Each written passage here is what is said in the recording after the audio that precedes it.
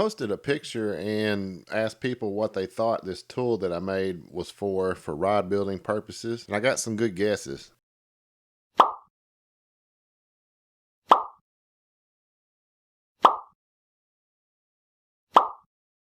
All the guesses are right, and you can do more with it too.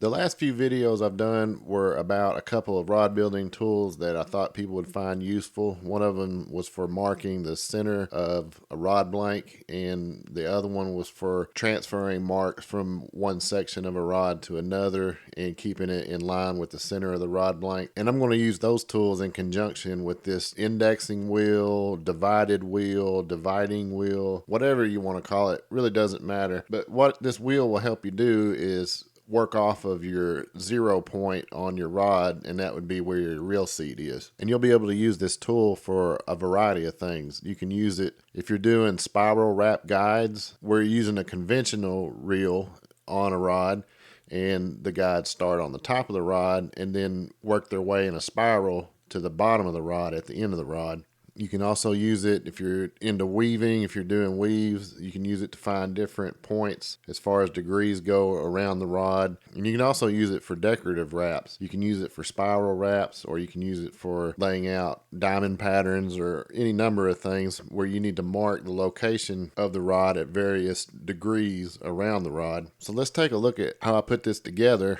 and I'll show you a couple of ways you can use it. The first thing you're going to need to do is print off a dividing wheel, and I will put a link in the description of this video to the one that I used, and it worked really well for me. You might have to scale it to whatever size you need. I scaled this one down a little bit. After I printed it out, I cut it out with some scissors and glued it onto a couple of thicknesses of some cereal box. You know, nothing major, it's just kind of a chipboard material. I glued a couple of pieces of that together and then glued the wheel to it and cut it all out, and that made a little wheel. And there's a center point in the wheel on the printout, and you just make your hole right there. I also used a PVC cap. It was a flat cap, and I found this in the plumbing section of a hardware store. I used that cap and drilled a hole in the center of it and attached the dividing wheel to that using a screw with a nut on one end. And I tightened it up to where I can move the indexing wheel independently of the cap. There's a little friction there, just enough to keep it from moving unless I want it to move. It's not going to spin on its own, but if I want to turn it by hand, I can do that pretty easily also. Once I got that set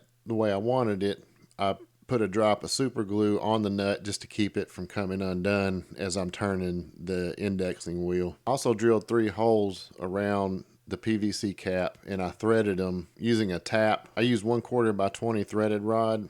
You could use whatever you want here. I chose to use that because I had so much of it on hand. I get a lot of cutoffs from the rod building jigs that I make and sell. And I've got pieces that are too short to use on those that were leftover pieces, so I just chose to use those, but you can use whatever you want there.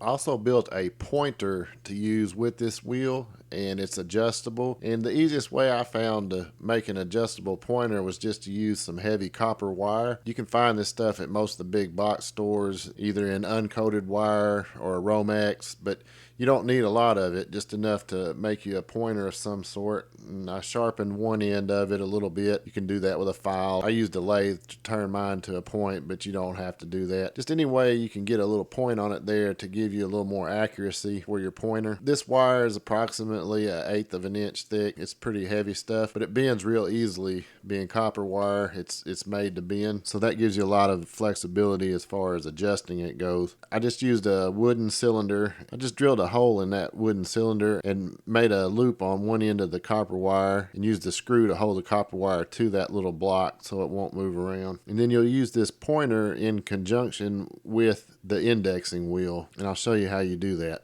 I'm going to install this dividing wheel on a rod blank, and I'm going to use some cardboard that's again off of a cereal box to cushion the rod blank so that the metal screws that clamp down will not damage the rod blank itself. And I'm just going to run the screws in some in advance. That way I don't have to tighten them up as much once I got the blank in there. I'm going to drop the cardboard in there that's kind of in a circular shape. Then I'm going to put my rod blank in and tighten it down. And this does not have to be centered up real accurately because you're working off of degrees here. So the center position really doesn't make that much different. Just get it close and you're good to go. Don't over tighten this on the blank. You don't want to crush your blank with those screws. Snug it up good enough to where the cap doesn't turn on the rod blank. You should be able to turn the indexing wheel easily, but the cap should not turn on the rod blank itself. Then you can put your rod blank on stands or whatever you're using to hold it up. I made a mark on this rod to show where the spine is, so I'm going to work off of that spine mark, and I'm going to bend the adjustable pointer where it lines up with that mark, which is turned on that side, and then I'm going to set the indexing wheel to 0 degrees and make sure that it also lines up with that same pointer, and that will give us our 0 point that we're going to work off of.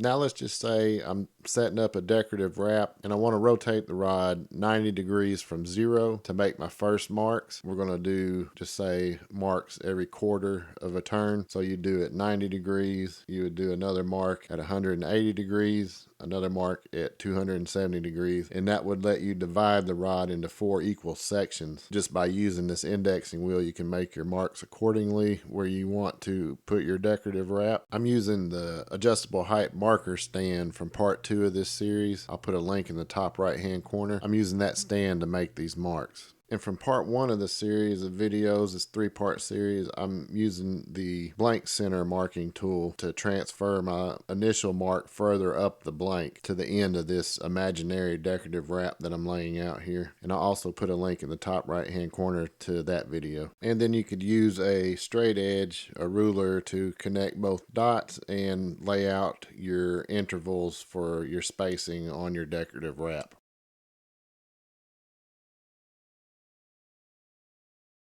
Now just say I wanted to do a spiral wrapped rod where the guides spiral around the rod from top to bottom. And this isn't a real layout. I'm just doing this for an example. Just say I want to mark my first guide at the 0 position. Then I want to rotate the rod 15 degrees and mark it again 3 inches up the rod for the next guide placement. Again, this is just a hypothetical. It's easy to show on video because they're close together. This isn't a real layout. So all I would do is 0 out my wheel on the 0 point of the rod, which is on the spine on this rod, and I would make my mark. Then I would rotate the rod 15 degrees, looking back at my pointer and the degree wheel, and measure up 3 inches and make another mark. And then that would give me my 0 position guide, and then one 3 inches up the rod, marked 15 degrees off center.